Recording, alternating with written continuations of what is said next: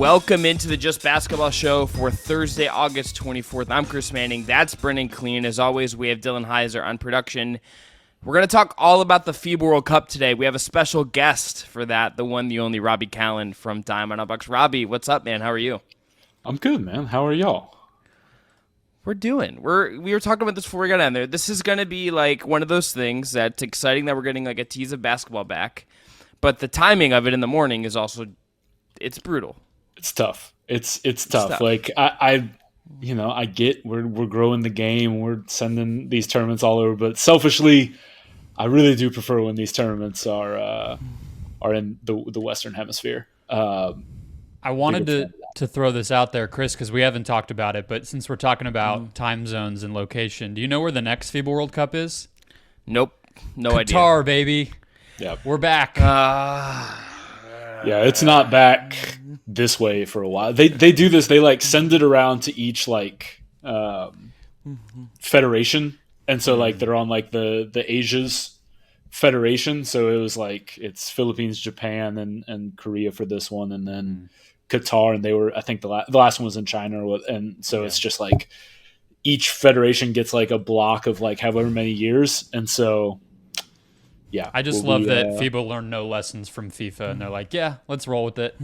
We'll do it in Qatar. No problem." Right? At least you don't play outdoors. True. It's not outdoors, so you're not going to run into 100. You didn't hear new rule. They're actually just playing on courts outside. It's just pickup. It'd be great. Just outdoor pickup in Qatar. Several deaths of professional athletes in Qatar. Before we dive into today's show, I want to remind you about our friends at Homage. They're the ultra-comfortable specialty apparel company with NBA and WNBA licenses with vintage-inspired designs to pay homage to the greatest stories, traditions, and figures across sports, music, and pop culture. Use the link below and use whatever you buy there. Some of that money is going to come back to support the Just Basketball Show. I got my New York Liberty tee on today. Brennan's got a great National Parks tee. I almost wore my Jimmy Butler tee. But I'm saving that for the Dame. When the Dame trade happens, I'll be wearing my Jimmy Butler tee from Homage. You might need to throw some wares in between now and then. Otherwise, it'll be in the closet for a while, I think, Chris. Yeah, it's nicely folded right now. I pulled it out today, just kind of adjusted it, and look, said a quick one can prayer dream. For Joe Cronin, and then put it back in the closet. Yeah, I was like, let's go cook, I'm ready. Let's unleash Scoot. Let's unleash our guy, Shaedon Sharpe. Let's go. Also need to shout out A'ja Wilson, scored at the WNBA single game record of 53 points in a game. Turns out she's really good, even if she hasn't played well two of the last three times she's played the New York Liberty. Turns out A'ja Wilson, pretty good at basketball. Who knew? I love that she has a stake to that record as well now, in addition to her former teammate, Liz Cambage. It's a lot nicer to have it be A'ja, just for reasons that have revealed themselves over the past few years. It's good when the right person has the record, Yeah, and it's kind of cool still that league has a interior presence that has it, and it hasn't been totally like, hey, only guards who can take a lot of threes are going to get these records. Yeah, she shot like 67% from the field. Ridiculous. It's unbelievable. All right, let's dive into FIBA. There's a lot of different ways we have some key questions we're going to run through today. We're going to start with Team USA. We are all three Americans here, proud patriots, all of those things. No, but well, for sports and particularly golf events, Robbie, huge patriot. Sure. Otherwise, a little bit sus. Solheim Cup, very dialed in a couple weeks. Ready to see USA beat. Can't wait. Which Team USA guy could parlay this World Cup into being a Team USA regular in the next year's Olympics and beyond? There's an obvious answer to me. We're going to talk about him. He's the subject of question 2. I think the answer here is Anthony Edwards. But Robbie, does anyone, if it's Ant, if it's someone else, does anyone come to mind as a Team USA guy that's going to pop and maybe be an Olympic regular going forward? I think the easy answer is actually Jaren Jackson Jr., just because of the lack of depth in the front court that USA basketball has right now. Like, they straight up just, like, if they can't get Joel Embiid especially, like, if they lose out on Embiid for Team USA, like, the center depth is really suspect. You have Bam Adebayo, and then not really a whole lot else going on. So I think Jaren Jackson Jr. is going to be a near lock if he just performs as expected to be, if nothing else, the third big going to the Olympics. I think he's got a great chance of doing that.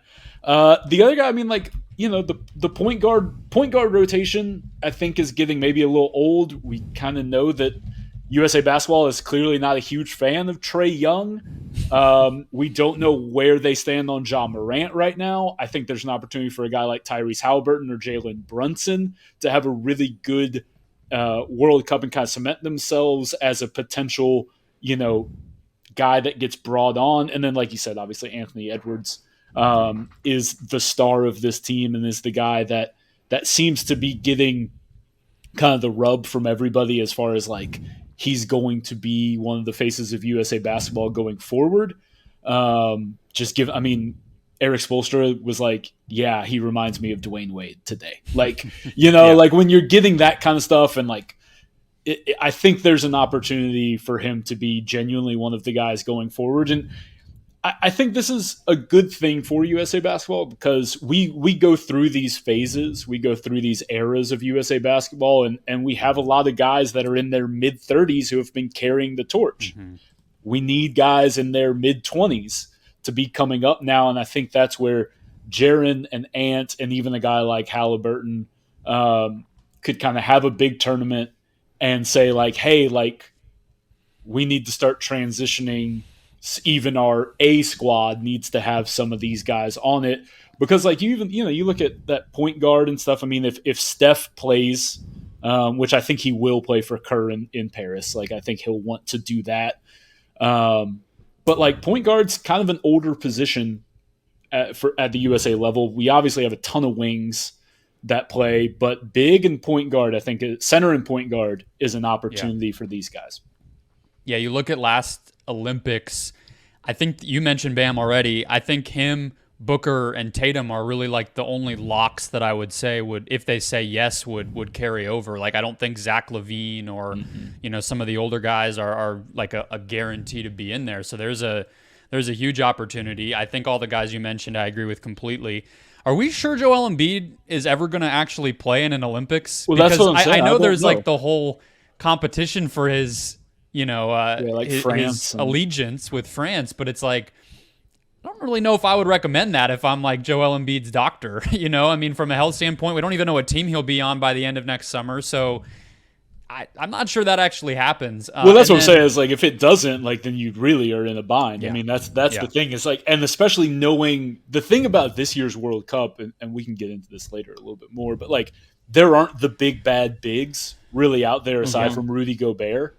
And I guess Lauri Markkanen, but like as far as like the center position that could really give the USA problems, like Jokic isn't playing, Giannis isn't playing, like these guys that they don't have a matchup for aren't playing in this year's World Cup, but come Olympics time, they're going to need a guy like Jaren Jackson Jr. They're going to need Bam. I think they need both of those guys just for defense to be able to match up with, the guys that they're going to face, and they're going to need to have some depth there because foul trouble is going to be a question mark with both of those guys when you're playing the bigs that they will face. And so like I do think Jaren is pretty much a lock going forward as long as he plays the way he has in tune-up games where he has been pretty much everything for them defensively. Like they haven't looked great all the time, but he cleans up so much that he's so good that he makes up for a lot of mistakes that they've had as a young team who's trying to figure out where they're supposed to be.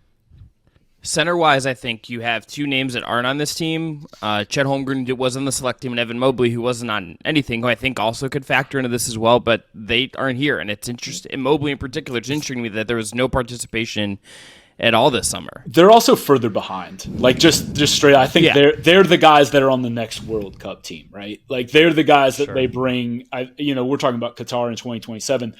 Those are the guys that I'm looking at for that team. Because with all due respect, I just think those guys have a lot more to show, and like especially for next year, I just think they're not quite there. So Mason Plumlee, World Cup 2024, third string center. I mean, look, Mason's always ready to dust it off. JaVale just got cut from Dallas, so he's looking for a team. Maybe those red, white, and blue will be what he picks up next. Tyler Zeller. Tyler Zeller back in the NBA. Cody Zeller. Cody Zeller. We'll get Cody. I'll throw one more out there. I think I've said this before, but to me, the fact that they got Paolo from Italy if he just plays in like one World Cup and then like nothing else, that would be sort of crazy because he would star for Italy. And I don't know if there's any sort of, handshake agreement in place, but it would be pretty weird and kind of ugly to do him like that. Chris, your Cavs are down bad in this international stuff. Garland and Mobley are nowhere to be seen. Donovan Mitchell's been excised from Team USA completely after the 2019 debacle. It's just Jared Allen is in a closet somewhere. Yeah. Jared Allen's still wondering if the lights are too bright. Jared Allen, for his sake, I hope is just squatting like a ton this summer. Just really building some bulk. That's that guy. Danny Chow, The Ringer, wrote this week about how Jared Allen needs to do like line drills like a football player. And I'm like, yeah, that's probably true, that he just needs to get through the blender. Donovan Mitchell, third string shooting guard for the Olympic team next year. If he makes it at all. It's him or Zach LaVine. It's a real tough matchup. They're going back and forth on who it's going to be. No, Ant. Let's move on to Ant, because the question here is, how can he level up as a basketball player? Because the hype is there.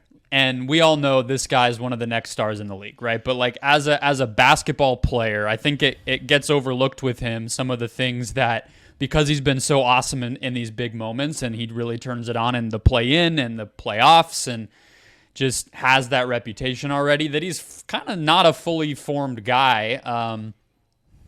So I'll turn it over to you, Chris. What do you think? Because it's creation. He can do everything. I think But I think it's the creation. I think the piece from his offensive game that still feels like it hasn't fully rounded itself out is the creation. It's creating for others. It's not, he can create his own shot anytime he wants. He can score at every level.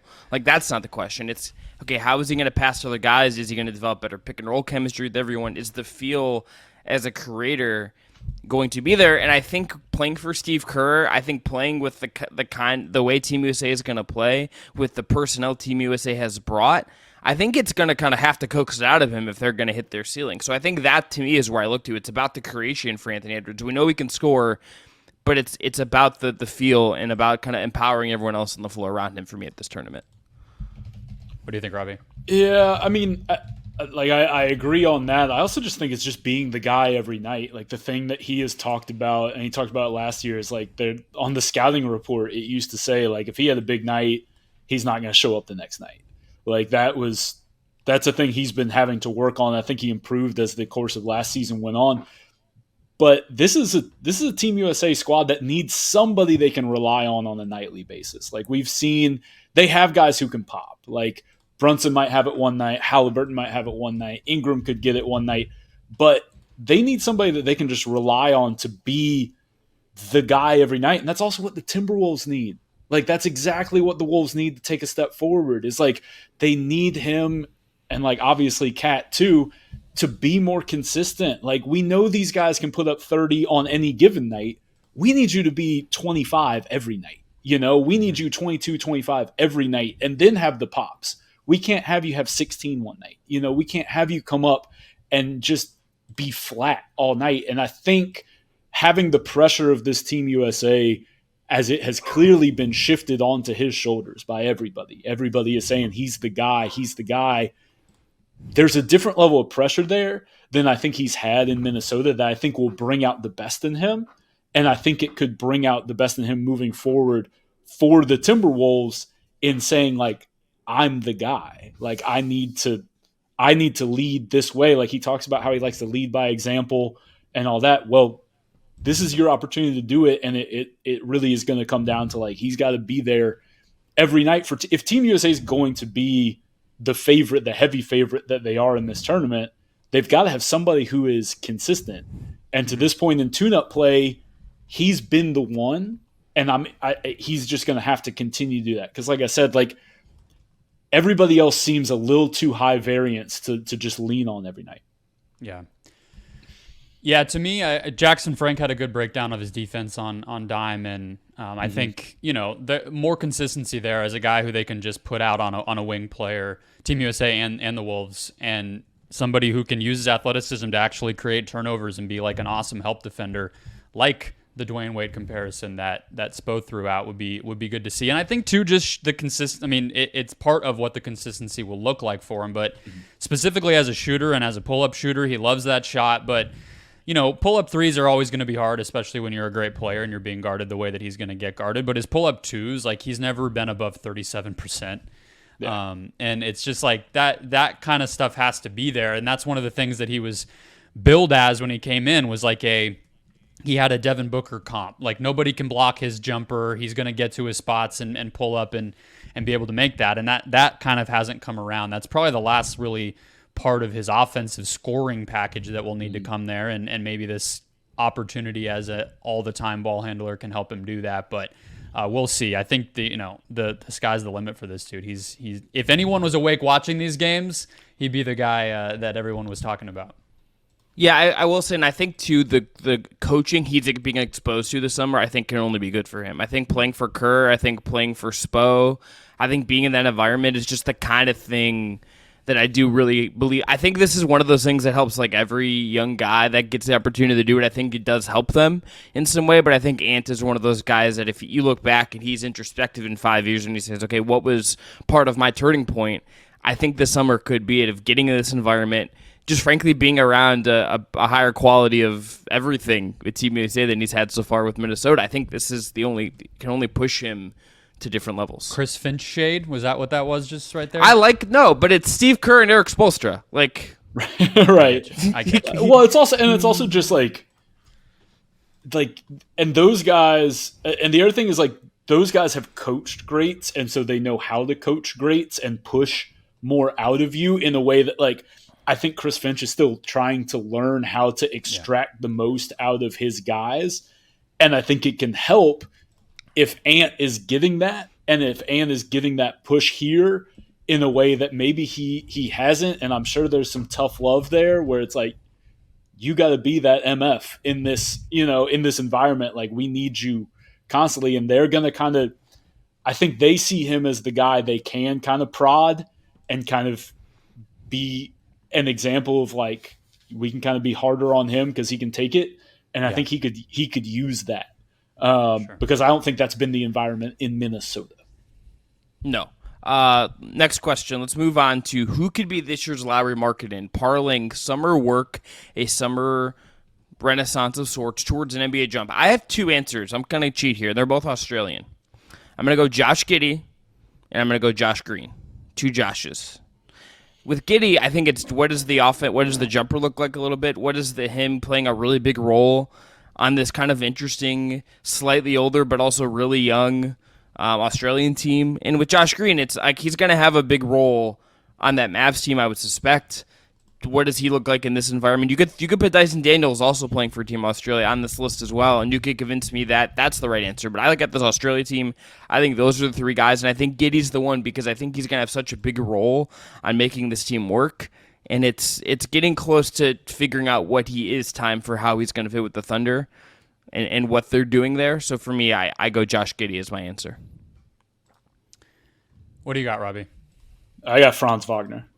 I think he is the guy. Like, if you're talking about the guy that can take that Lauri Markkanen leap where, like, he's been a good player, like, watching Germany was the team that, like, when I was doing these lists, I was like, they got some dudes on this team that, like, they haven't usually had. Like, this is not a Germany team that I'm used to necessarily seeing and saying, like, they got some dogs. And, like, watching him against Team USA, and, like, he is not shy. And I think that's the thing that is standing out. And, like, we've seen him grow in Orlando and we've seen him grow into some more comfort zone. But, like, the thing with Lauri was he had to be the guy every night, and he was given the super duper green light that we're seeing Franz get. And, like, I think he's going to come back and look really good next year. And, like, I was on slap the bag for Franz last year, and, like, run it back, man. Like, he's gonna be really good. I think Orlando is gonna be very fun with him and Paolo taking a step forward next year. He was on my list. It felt a little like it's just hard because Lauri had just been written off so much. And so it's just such a unique and obviously you're probably never gonna have that. That's why it was such a storyline last season. But you know who it would have been that I actually think is pretty close to Markkanen is Rui Hachimura, but he's not playing. I think he would have had a real opportunity if he had participated in this, kind of carrying over what he did with the Lakers, which people don't fully know if it's real. He gets paid. I think he could have kind of used this opportunity to level up, because that Japan team, that's just not a country that tends to produce a lot of talent. So having a real scorer would have gone a long way for them. But my answer is RJ Barrett, especially with Jamal Murray out now. And that team has Shai, but aside from him, they don't really have another kind of scorer, like somebody who... Dylan Brooks disagrees, but okay. Yeah, he does disagree. Kelly Olynyk might have something to say about it too, but I've always been an RJ believer. Chris, we talked about him, throughout the regular season into the playoffs. He's inconsistent. The jump shot is still a work in progress, but this has always been the environment he's played best in. It's a lot of why he got the reputation he did at a young age. His dad is in charge of this whole thing, and so I think it's kind of set up for him to have a big role, and I guess it just comes down to you think he can do it or not, and I still believe, and he's at that age where it's kind of has to happen. So more opportunity, a bigger stage, more comfort, hopefully for him. He's the guy that I think could pull it out. I think RJ is a great shout in the sense that if Canada is going to go as far as they maybe could, even without Jamal Murray, even without just some of their key, no Wiggins, they kind of could still make like a real interesting run, even with a roster of guys that it's like there's a guy playing in their domestic league, there's guys playing in Liga, in Liga ACB in Spain, there's guys playing in Israel. Like they have kind of an eclectic roster still, despite producing like some very good NBA players, but they're missing like a number two to Shai's like clear cut number one. And if they're gonna make a run to like the semifinals, make a run to anything of note here, be in contention, it's going to probably be because RJ pops out, I imagine. And if you're the Knicks, you kind of got to be hoping for that to some degree, because I would take a lot of pressure off Jalen Brunson when you suspect teams are going to game plan for Brunson differently this upcoming year than they did last year. They kind of need Barrett to be a version of what he's going to need to be for Team Canada. So I think this is a great shot on your part, Brendan. Yeah, I like the idea, too, of he actually does sort of, I wouldn't say compliment Shai well, but he does a lot of the same things. Like, you could just imagine them both just parading to the basket if they're both on and they're able to space the floor with some of their lineups. It could just be a thing where they're just a nightmare to contain and get into the basket. I mean, that's a high-level version of how their team could look, but it's not inconceivable. So, yeah, agreed. If Canada's going to go as high, they're plus 1,000 to win it on BetMGM, as you would assume, then it's going to need to be him, I would think. Yep. All right, next question. Could being the guy for the Dominican Republic help Karl Anthony Towns get back on track? Robbie, where are you at on Cat? Let's just start big picture. Where are you at on Cat as we look ahead for him? Look, man, like he's super talented, but like I listen. Like maybe I think the best thing for Cat would be Ant coming back and being the guy. Like respectfully, like I think the best thing for Cat would to get to be like what Paul George has embraced, which is like I'm the number two. Like Cat has tried to big dog it.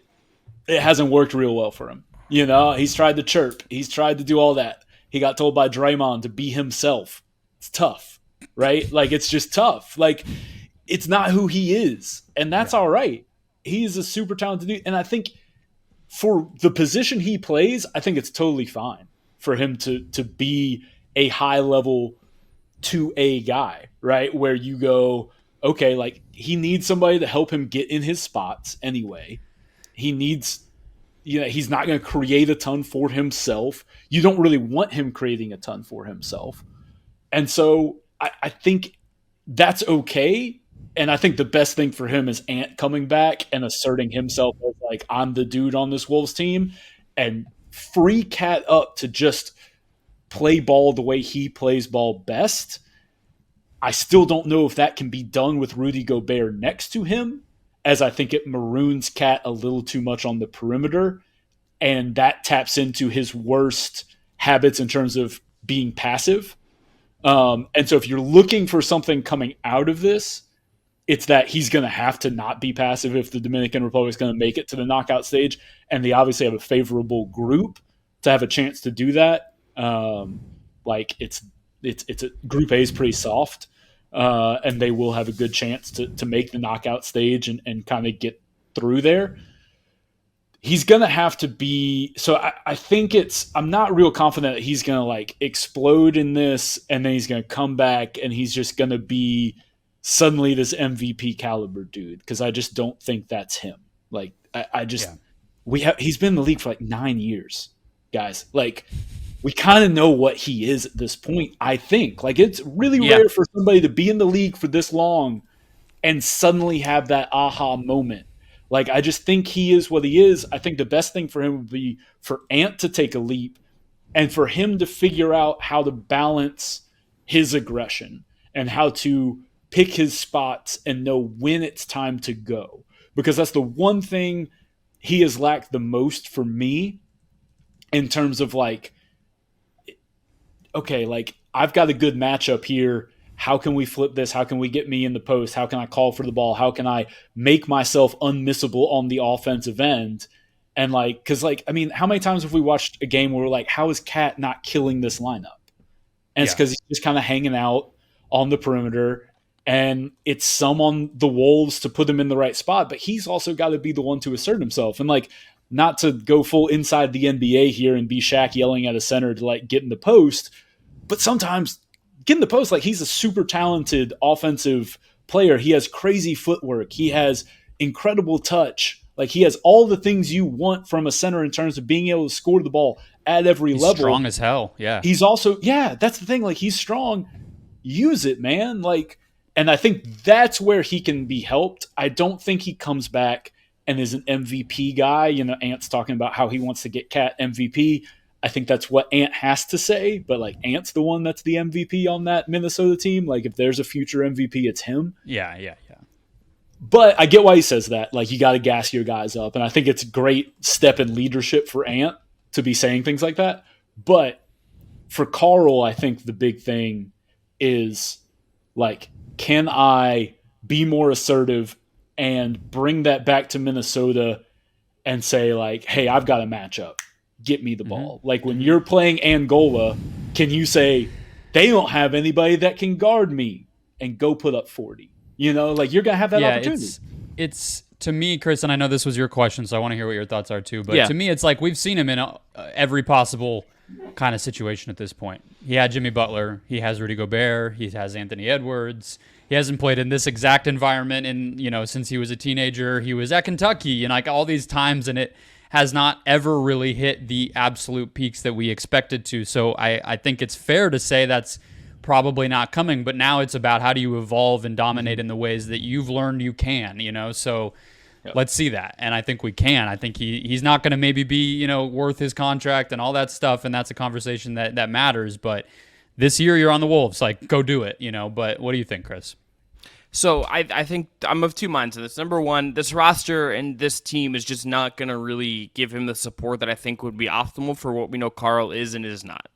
Like, Lester Kohonis is a pro, but this is a roster that, like, I don't, how many of these guys, I'm just being honest, like, how many of them can we say, like, they're going to give them X, Y, and Z? Like, we just don't. This is a roster of a lot of guys that play overseas, like, that don't play in situations we watch a lot. Like, that doesn't mean they're not good. They're certainly, like, they're certain enough quality to be in a national team that's at the FIBA World Cup, but there's a certain lack of quality that I think that Karl will feel a little bit.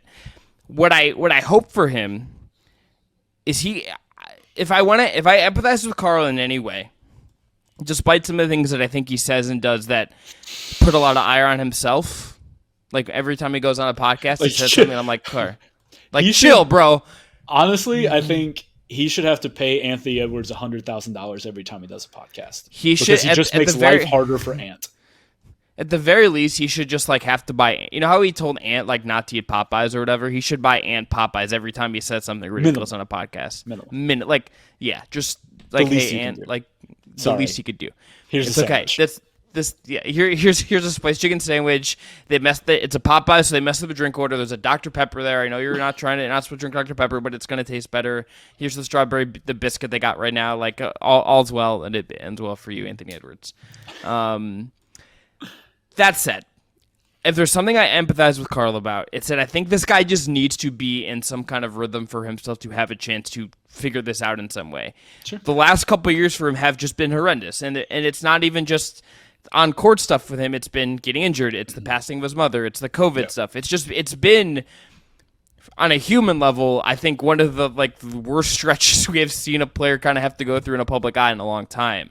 Yeah. And if he can if he comes out of this tournament saying I'm healthy, I'm in a good mental space, I'm enjoying playing basketball, and he goes into the season in maybe a little better shape because he geared up through this tournament and hits training camp in a great spot, I think that's enough for us to be like, Carl, okay, now you can just be Ant's number 2.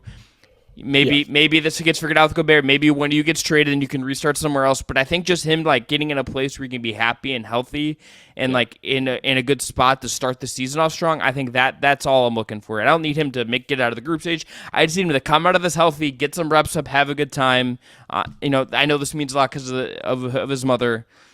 Come out of this in a good space, and then he can go to whatever is going to come next. I think that's where I'm at with Carl. Yeah, I think that's a great point because again, I think as a player, there's only so much more that we can ask of Carl. But I'm with you. I do think if he can come in because he missed all of camp last year, with the COVID stuff, and so I think that would be big. And again, the thing with Carl is he can be a really high end number 2 guy. I'm not trying to besmirch him by saying that's the role he is best suited for. That's not a knock. How many lead guys are there in the NBA? We know this. How many lead guys? It's under 10. Yeah. It's under 10 that you can say are so that's okay. I'm not trying to kill the guy and say he's not he doesn't have top 20 talent. But if you're the 15th best guy in the NBA, you're not a number 1 on that team that is going to, win a title or compete for a title. And that's all right. But he can be in that Paul George, Jamal Murray range of a really high end number 2 if Ant can reach the heights that he absolutely could. Yeah. Again, we don't know if he can do that next to Rudy, but I think he can come in and have a good season. And I think again the best thing for the Wolves is that I think they have a spot for both of their guys to level up in the ways that would be best for them. Yes. All right, let's move on to Spain. Does Spain have anything left in the tank? Guys, I'm going to phrase it this way. I had concerns about the Spain team before Ricky Rubio stepped away to deal with his mental health because Ricky Rubio is kind of the adult figure on this team, was not good last year, and coming off a second ACL tear in the same knee. I don't know what you were going to get from Rubio in this tournament. I don't think anyone could really project it to be a peak version of Rubio anymore. This team I know is still ranked number 1 on the world right now, but you look at this roster, it's not that good. This is not a particularly good Spain team. I think they're in a weird spot coming into this tournament. Yeah, they're in a weird spot. I would say they're way too highly ranked. I think in the rankings that FIBA puts out, they do power rankings, whatever you want to look at the odds. I think they're plus 1,400. They're ahead of Slovenia and Germany. That doesn't make a lot of sense to me, but this might be the last time we feel that way because they have 3 guys coming that might be first-round picks next year. And I'm not saying they'll all be ready to play in the Olympics and dominate next season, but they have a UCLA dude who's a center. They have a guy at Ignite who may or may not play. He's coming off of injury. And then they have a kid at FSU who's a scoring guard. All of those guys are Spanish nationals who probably should be kind of that next generation for them. So, yeah, they might underperform this year if the Hernan Gomez's don't take them to glory. But, sometimes that happens. USA got 7th 4 years ago. So, yeah, I think I also would say the depth of this tournament's not that great. So it's not out of the realm of possibility that Spain can kind of Spain their way into this by just playing really solid basketball. That's the thing that you can usually expect from them is not a team that's going to make a lot of mistakes. And we'll see if they can do that without the steady-handed point guard that we're used to. But they still got Rudy Fernandez out there. They still got Sergio Llull. And their group is not great. They're going to get to the knockout stages. I'm not worried about that. It's just when they run up against the best teams, but also none of the best teams have their A team right now. None of them really, other than I guess kind of Slovenia, but like Slovenia anyway, it looks a lot like Luka and some guys. Like it's not like they have like a super dominant group. Germany probably has close to their A team. I know they don't have Maxi because of some dentist running his mouth, but like, like France doesn't have all their guys. USA obviously doesn't have all of their guys. It's not like this is a crazy deep tournament. Canada's missing some of their guys. I mean, like, Spain still has a shot. Like, I'm not going to sit here and say they should be favorites. I think they're probably correctly ranked odds-wise. I think part of what they can always lean on is, like, they have a team identity where a lot of national teams don't. I'll also throw out they have Sergio Llull, who is a pretty good point guard. He's really solid, and like they've got some guys who can play, and like Billy Hernan Gomez might not be great in the NBA, but that dude is kills in international play. And as Jeff Van Gundy loves to let everybody know, he pumps that dude up anytime he's on a broadcast of a Pelicans game or whatever team. He can go in international play. Juancho kind of the same way. Like the Hernan Gomez is like turn up for FIBA basketball. I don't know what it is.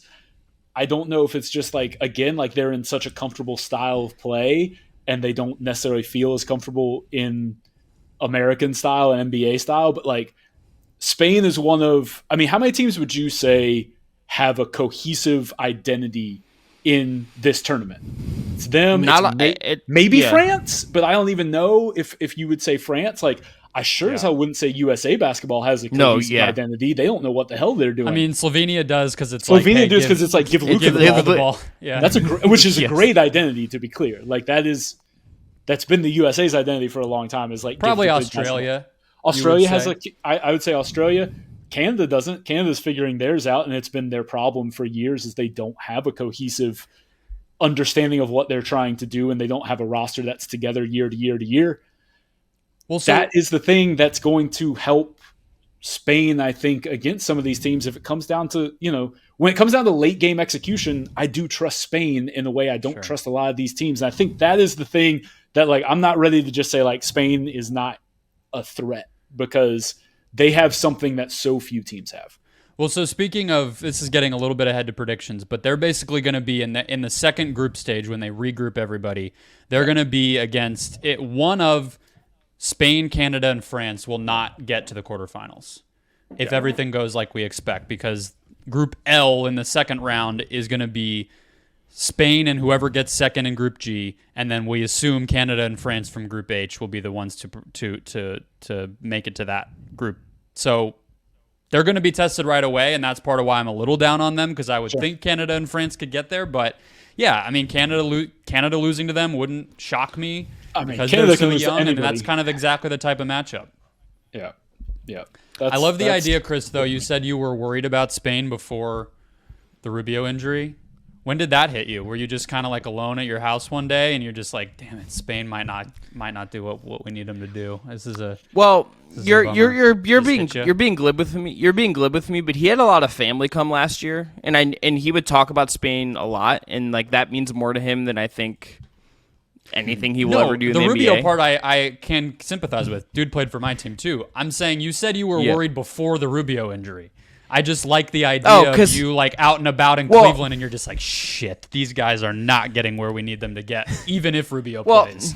I was just like watching Rubio. Honestly, I was watching Rubio play in the playoffs, and it's like he had talked about wanting to be ready to play in the FIBA World Cup a bunch when he was on his way back. And it just popped into my head. I was like, oh, boy, I don't know about this, brother. I don't know where we're at with you anymore, Richard. But I think that says a lot about just generally how all these Spaniards feel about this thing and why they are so good. They all care so much. Like, again, like it's crazy. It's like they're thinking about how many guys are thinking about the FIBA World Cup in the NBA season, much less the NBA playoffs. Okay, here's the best. Has any USA player ever thought about the FIBA World Cup during the NBA season? No, absolutely not. Not once. No. There's literally a thing. Robbie, you're gonna roll your eyes, and I apologize. There's a whole thing in soccer. There's a whole thing in soccer across Europe last year where all the Argentinians just stopped giving a shit because they were worried about the World Cup and trying to win it for Messi. Like, this is the thing. Americans just don't care as much about these international things. All these other countries, depending on the country, care way more about this stuff than they do the professional 100%. stuff. It just is a thing. It's a thing. 100%. So can we jump to favorite storyline? Because it kind of goes along with what I was bringing up about this group. So, again, they regroup in the second round, and it's like the top two from these partner groups that play in the same city then get put into the group together to see who goes to the quarterfinals. So we have two second-round groups that are going to be killer. So I already mentioned Group L, which is going to be one of Spain, France, and Canada most likely not passing that round. Group K is the same way. Basically, Slovenia, Germany, or Australia. One of those teams is going to go home before the quarterfinals. I don't think that is getting super talked about, and I also don't think it's represented well in the odds to win the whole thing. I mean, I guess if you just think the team's great, they're going to make it through that anyway, but I guess we could guess. I guess we could make predictions here. I don't know. It is an interesting facet of this because I think all six of those teams people think are among the favorites. If I had to guess myself, maybe I say Spain and Germany go home. What do you guys think? Did I run through it too fast? I can clarify. Yeah, can you run through those again? So we have Group L, which is one of Spain, Canada, and France will go home. We have Group K in the second round, which is one of Germany, Australia, or Slovenia will go home. Ooh, Spain, Canada, France. Yeah, I mean, here's the thing. It wouldn't surprise me if Canada went home. Like, I worry about that team, man. Like, they have a ton of talent, and like they could win the whole thing. Also, I would love to see. I would love to see like a Canada USA game would be like very fun. Like one of the things y'all said was like a potential matchup you want. Like, I want to see that because I think two young teams trying to figure it out would be very fun. But like, if Canada runs up against Spain with it on the line, and Spain just knows how to do this, if Shai doesn't get to the line a bunch, like I don't know how much you get to the line in FIBA basketball, but like,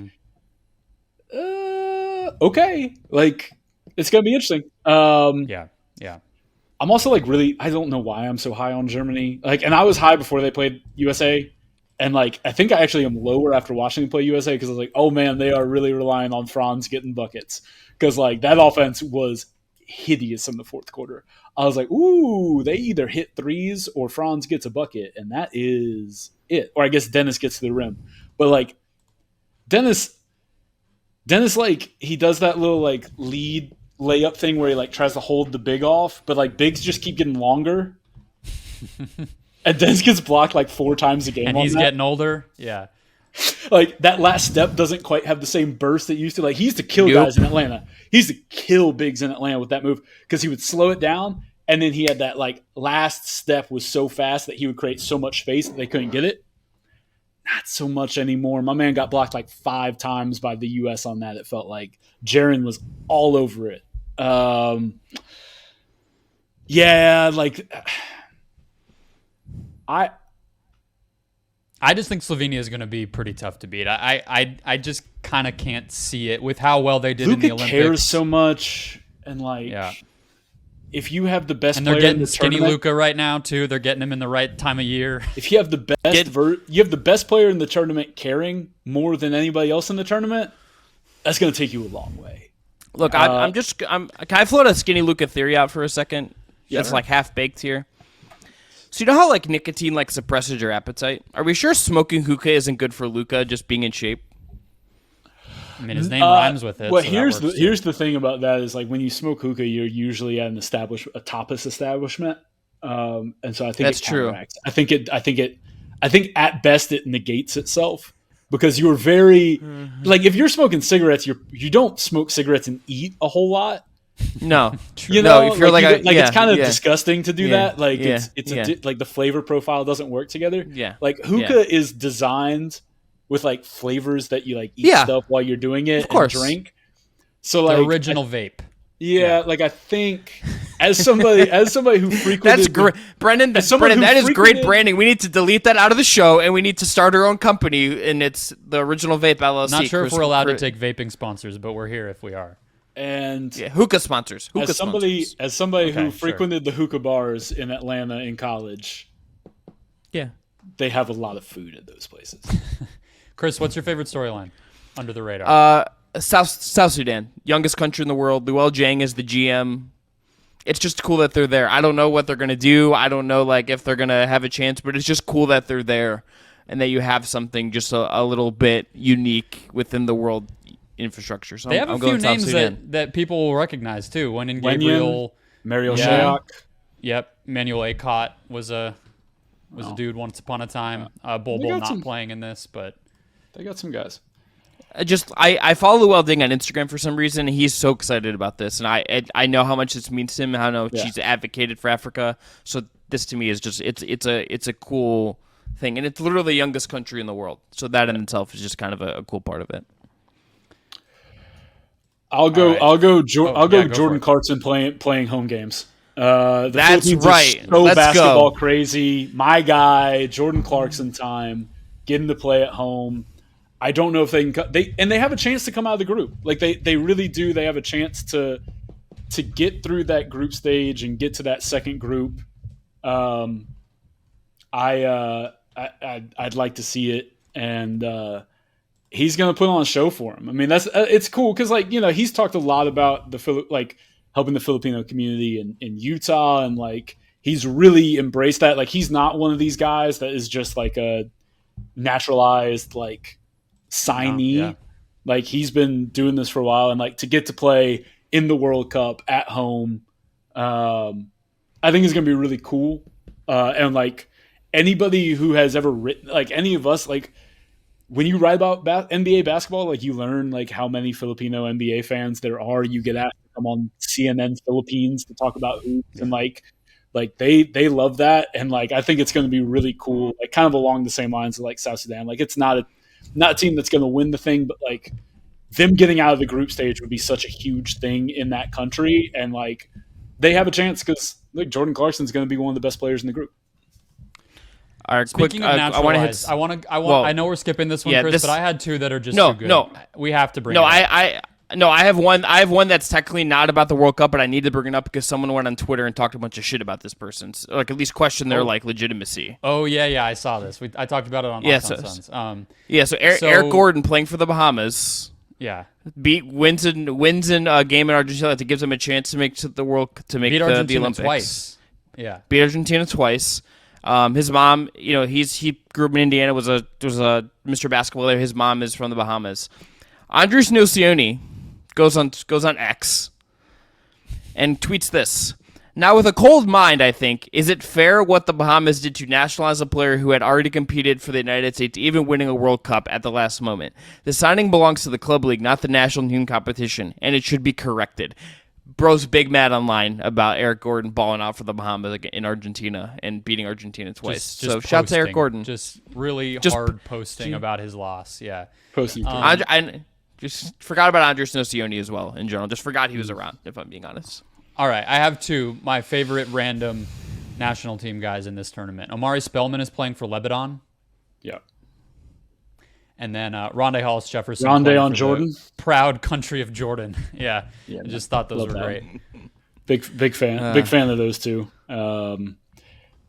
It's always one of the most enjoyable parts of going through the FIBA rosters, being oh, all right, good for you. You just get a Mike Jones on a random Eastern European team, and you're all right. Who was it? He's not on Greece this year. God, he played for the Hawks. He was some dude from the Hawks played on the Greek team in qualifiers. Thanks, dog, for not. Didn't I believe two-way Didn't guy. Anthony Randolph play for Spain at one point? Did that happen? Maybe I'm. I thought he was on I thought he was on Slovenia or something. Oh yes, that's what it is. He played with Luka in Spain, but then he played for the Slovenian team also. Yeah, this year's Slovenian team we have a Mike Toby. I don't even know who that is, but just nice to see. All right, I had to shout those guys out, Chris, but we can move on to predictions. No, I look. It's a time-honored tradition of just the randomness. Kyle Anderson, remembering guys, FIBA edition. Look, I also just love the best thing to do. Following Jordan Clarkson's Instagram and seeing his posts about the Philippines, but he's just like tagged because he's a Lululemon brand ambassador, just tagging Lululemon. I'm like, my guy. I respect everything that's going on with this. Just multiple bags. Hustling. Yeah, I love it. All right, let's get into our big predictions. All right, let's start with our most surprising fun player. Is it honestly, I'm just going to say Jordan Clarkson because I know he's not everyone's cup of tea, but he might just drop a ton of points in front of his own crowd and just like get his team out of the group. So I'm going to go Jordan Clarkson. I know that's like kind of a lazy answer, but 40-point a game Jordan Clarkson, I want to will it into existence. I'm trying to decide if he's more or less likely to get in a fight in this environment versus the NBA. I think less. I think less. I was leaning that way. This is a celebration. It's home. It's fun. Yeah. This is a celebration, I think. I'll go 2. I already said Billy Hernan-Gomez. Like, the dude's going to be a monster for Spain. And then from the team that's not going to go real far, but a dude, bucket getter, Tremont Waters for Puerto Rico. Yeah. Can absolutely get after it. And like he pulls up from all over the court. Very fun to watch. Those are my 2 in terms of just like guys you wouldn't necessarily expect, but come from deep down the NBA rosters. He picked everybody's pocket in the exhibition they played with Team USA. He was just he had like 5 steals. Yeah. He had a game winner in the qualifiers against Brazil, I think. Like, yeah, Tremont Waters, bucket getter. 3 inches taller, he'd be. He's like 5'10". Like if he was like 6'2", he would actually be like a legit NBA guard. All right, mine is Nico Mannion. Just yeah. Still believe. Never stopped believing. Not sure why he went overseas. Sounded like he wanted to be back in the NBA because he did play summer league for the Bucks, but I don't think he's going to get a contract. Regardless, just prosper overseas, rock the red-haired Italian thing. I love it, and that team should be fun. I really kind of wish they had Paolo, but it's all right. Can I add one more? My guy, Hawk legend Eddie Tavares. For Cape Verde, he's going to lead the tournament in blocks. The dude's a monster.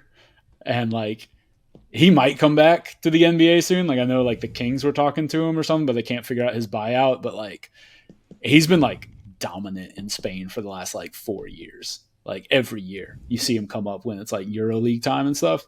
So like Eddie Tavares for however long Cape Verde is in there is going to put up some really funny stat lines.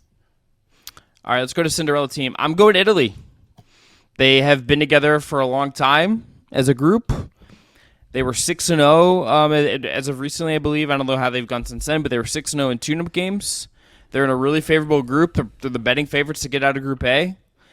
And if they can maybe just get a little lucky and avoid the Americans in the quarters, they could make the semis. I'm going Italy. I have Montenegro or Lithuania, whoever gets out of Group D. I was deep on this one because they actually have a pretty solid path because whoever the second team to get out of the U.S.'s group, which without Giannis in it is not going to be a great team. Mm-hmm. I could see Montenegro, Lithuania, little Nikola Vucevic action go a long way. So they're my pick. Valanciunas, yeah. Either one. I like all 3 of those. I don't know if they're like the team that like could like sneaky make a really deep run. Like I still think the thing is if Germany gets out of that second group, like they legit could go. That was my other one. And I think they have as good a floor balance as anybody. Like they got a guy at like each spot. They're not super deep, but like I don't know how much that matters in 40-minute games.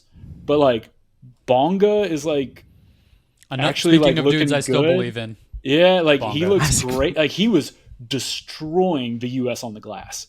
Like Mo Wagner is like maybe the most annoying person in basketball to play against. Yes. Like there's a reason he got like slugged in the back of the head by Killian Hayes a couple years ago. Like, and then like Franz, I think like I already said, Franz could be, and like Tice is like good. And Dennis is good. Like they just have like good guys. Like I think Germany could make a run if they get out of that second group. Like that's gonna be the hardest thing for them. In like a 1-game setting, like I don't want to see them. Some of their like non-NBA guys can just like are like 6'10" and can just shoot. Yeah. Like they just have like, yeah, like Germany's like the team that if I were just like sprinkling longer odds to win the whole thing, like that's the team for me that I'm excited for. Yeah, plus 1,800 right now at they're pretty deep BetMGM. down the odds. So all right, tournament MVP. I'm gonna tip my hand a little bit based on how far I think Team USA is gonna go and who I think is gonna win it. I'm going Ant. This is the Anthony Edwards tournament. I think this is Anthony Edwards. I think he's going to be one of the breakout stars of the upcoming NBA season. I think this is just the first part of it. I'm going Ant as tournament MVP. Our friends at BetMGM don't have MVP odds. Does anyone else? Have we seen, or is there something out there for this? Because I have Luka. I just think he's going to matter the most to his team. I have Shai as a potential fun number 2. I could see a little SGA if Canada does make a run. I was trying to find somebody on France, honestly, but I'm not really sure. Like who's you saying just dialing in Nando De Colo for MVP? Just like you still believe in Killian Hayes there to be nice. So like, is it gonna be Nico Batum's last ride? I mean, Evan Fournier been talking a lot of shit lately. Maybe he feels pretty good about himself. Lately, that guy. Okay, Evan Fournier is always kind of talking some shit. Evan Fournier is always talking some shit. Elia Kobo actually has a pretty cool story. That dude got cut from Team France when he was like first making the NBA and was like pretty bummed about it. And now he's back because he went through EuroLeague and did his thing. We're back to another dude I still believe in, but that's okay. All right, yeah, I have Luka. Are there odds? Did we find odds? I can't find. I looked at DraftKings and they don't have it. Right. If they don't have them, I don't really think. Oh wait, here we go. You can bet most points scored in the tournament. Okay. Shai and Luka are tied at 350. Yeah. Ant is 600. Bogdan is 900. Lauri and Patty Mills are 10-1. Bogdan's a pretty good one with Jokic out. Yeah. Bogdan's going to get buckets. Yeah, it's tough for Serbia with the big man out, though. They just don't have a center, really. Yeah. What was the question we were answering here? MVP? Tournament MVP, yeah. Yeah, I mean, I don't know. Like Evan Fournier, yeah? Yeah, you know me. Yeah, I think it's Ant. I'm with Chris. That's right. Solid there. That's right. Vindicated. So. All right, how far does Team USA go? We're winning. We're winning gold, baby. I have I really dug into the mapping out of the group. So I have a semifinal loss to Australia, but they win the third place game over Serbia. Lock it in. This is deep. Yeah, I'm with Chris. I think they're in the finals. Again, I look at the rest of these teams and it's just I'm not as I don't know, I'm not as scared of a lot of these teams as I feel like I normally am against Spain and Slovenia and Serbia is all the things that I'm scared about with USA basketball have kind of been taken off the table. The big bads are just not big men. Next, I think if there's a moment of trouble. So if there's Crisis 2.0 from the previous one we saw back in 2004. I think it's 24. It's in the Olympics. Yeah, it's in the Olympics next summer. 2 decades later. I don't think it's right now. I think it's I think it's a year from now. Because even if they didn't perform well now, I don't think anyone will care because it's just no one cared about the World Cup in China. Nobody cared. Yeah. And so there's that. I think I like this group better. I think in terms of, I think there's more depth in terms of if one of the guys doesn't have it, you have pretty clear replacements to throw guys in. If Brunson doesn't have it, you throw Hallie in, and you're pretty comfortable back again at the lead guard spot. You have Ingram on the wing. If he's not if he's not working, you can throw in really good spot up shooters and Reeves and Cam Johnson. You have Paolo there if you want to roll on a young guy. Point, which we talked about already. That's the one big thing. one. But to your point, if there's no centers to punish him, then it's not. He's not going to face the size that's going to really bother him. Because is France the other thing is if France decides to try and play through Rudy Gobert, are you upset by that? That's probably a good thing for you. No, so you take the 0.9 points per possession. Yeah, you're good with that. So that's the thing for me is No, but like the thing is, if they ran up on like the two teams that are probably scariest are like Lithuania scares me because like Jonas could body bag some guys. Like he's gonna like he would be a guy that like could give them some fits, and if they get some shooting, like that's the type of team that trips them up. I'm less worried about the better teams because I just think they can out talent a lot of them. Like I get Australia because kind of like what I was talking about with Spain, like you said, like Australia actually has a collective identity and they have confidence playing the USA, having beaten them twice now in recent years, I think. So, yeah. All right. So you guys have the USA winning. I have Slovenia winning over Australia in the final. Okay, I have a USA Slovenia. With Luka. Yeah. I don't even really know much about the rest of their team. I'm going to be honest with you. I'm going to go. I have a USA Slovenia final. Okay. And I think you know how like there's this like we've talked about this, Brendan. There's like Luka. Can Luka just like carry a team for a stretch and get them take them very far? It feels like this is the kind of tournament with a lot of the other stars out and just like the level of talent maybe not as compact together at the highest level. This feels like a thing where he could do that and just carry a team there. But I think then Team USA beats him in the final. That's where I'm going with this. That would be. I mean, like from a storyline perspective, that would be the most fun. I think of them as like USA versus Luka would be because like, and also like if you're talking about a thing that like by the time they get to that point, USA is going to be like all the guys are going to be invested. But like if you want to talk about a thing that would get the best out of Team USA or should get the best out of Team USA, it would be playing Luka in the final. It's not playing Rudy Gobert because like that's the thing that's going to have Ant fired up. Yeah, and like Jaren's gonna want to get some licks in at the rim on Luka. Mikhail's gonna have some battle scars. Mikhail and like the Jalen Brunson Luka like part of there's part a of lot it all. There's a lot of stuff that goes deep there.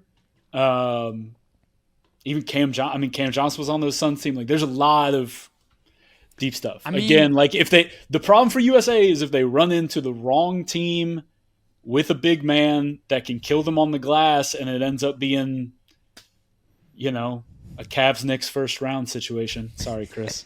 I mean, the Cavs deserve to feel shame for that until they prove that they aren't just soft. Honestly, in 2020, Luka basically did this. He almost beat France. He lost in the third place game. They lost in the third place game to Australia, but the only difference between that roster and this one is Vlatko. But like, okay, good player, NBA player matters. But if he did it 3 years ago, or 2 years ago, why could he not do it now? So that's my thinking. It's that's kind of been their team, and they've already shown us they can win it. I guess also, 2017 they had Anthony Randolph, they had Goran, but still, kind of sneaky. This is as fresh as Luka's been coming into a summer. Because he didn't play any playoff basketball. He hasn't played since May. It's true. This was actually Kyrie's grand plan was getting Luka fresh for the FIBA World Cup. He is as fresh as possible. Like he's not Kyrie, like who just said he wanted to play for Australia. By the way, I don't know if you saw that headline. Of course he does. Did not. Okay. Of course he does. Sure. Would that be good or bad for Australia? Bad. Probably bad. Yeah. Bad. We're talking about a team with the actual cohesive identity, and we're going to throw Kyrie Irving onto it. And notice Ben Simmons is not on this roster either. So, there's a method to their madness, and I think it includes, hey, let's bring the guys who actually play the way we want to play. Yeah. All right, so our official winners, I think Robbie I go in Team USA. Brendan is going Slovenia. Yep. Okay. That was just to separate myself from the Patriot thing you threw out earlier. I just couldn't be associated, so I had to go a different direction. That's smart. Yeah, that's smart wise to do. Yeah, that's. I'm just branding myself. It's a tough one. The true Midwest Ohio man. Yeah, you gotta understand your audience. Yeah, you gotta understand your audience. I'm in flyover country. You gotta respect our Urban Meyer guy. Well, hey, calm down there. But I did walk by his house at the Memorial this year, and I was like, oh, this guy. I understand why this man is who he is now, considering he just lives on Jack Nicklaus's golf course. I get it. Slovenia plus 1,600 to win. USA is minus 135. France plus 800. Canada plus 1,000. Australia plus 1,000. Serbia plus 1,400, which feels like wasted money. I'd be interested to see what the odds are like in a non-US based book, because that's just people liking to bet America, I would think. Yes. There's no way that the next closest team should be plus 800. That feels crazy to me. All I'm saying, Brendan, is Great Britain, we beat them in 1776, and where are they now? They're ducking us in FIBA World Cup. So I don't think basketball they're ducking. They're just not very good. Yeah, I'm just saying, ducking. No program, no history. Who would be the team out of all this that of these teams with decent betting odds that would actually surprise you if they won it? Because I kind of think I'd be surprised if Canada pulled this off. Yeah, that's probably the answer. Yeah, man, it's Greece has decent odds still, and I feel like places just haven't realized Giannis isn't playing. Because there's zero chance that they're. Are you besmirching the good name of Papa G? Nicolaithis? The god? Yeah. The god? Is he playing? Nicolaithis? He's still around? I don't think... No, Nicolaithis is not on there. Man. Yeah, Greece is probably... Greece is like 2,800, though. That's not really high. Like, No, it's not. the team that would surprise... Yeah, I think... Thanasis, though. Sure. I think, honestly, Serbia would probably surprise me, just because, like Bogdan's really good. And they've got some guys, but it's just like, man, losing Jokic is quite the blow. It is, yeah. One of my picks for the potential this year's Markkanen was if Nikola Jovic just plays so well that Cronin calls it in mid-tournament. He's like, all right, we'll take it. We'll do the Dame deal. Send us Jovic. He's too good. We need him now. I need Jovic and Jaime Jaquez. Yeah. I need them. Summer League, great Jaime Jaquez, and then we got Jovic at the World Cup. We're all Manila in. Doing his thing. Yeah. Look, could worst ways to sell it, Sure. Social team just clips together some packages, you throw it on X and Instagram and TikTok, and you know what? You get the fan base excited. You're in business. Is there a possibility for Serbia to play the U.S. and could Spo throw the game to get the Damian Lillard trade done? Could we get an inside job to just Pat Riley's calling in from his mansion like, Eric. Get it done. Let Jovic go off. Serbia US, I think, would be like deep in the tournament if it happened. Quarters, semis. Like, let's get it. It's respectable. That would be, I'm telling you, if it happens, I am absolutely starting the conspiracy. You need to go like buy a lottery ticket that day if that happens, Robbie. All right, let's end there. This has been the Just Basketball Show preview of the FIBA World Cup featuring the one and only Robby Kalland. Robbie, thanks so much for coming through. Thanks for having me, fellas.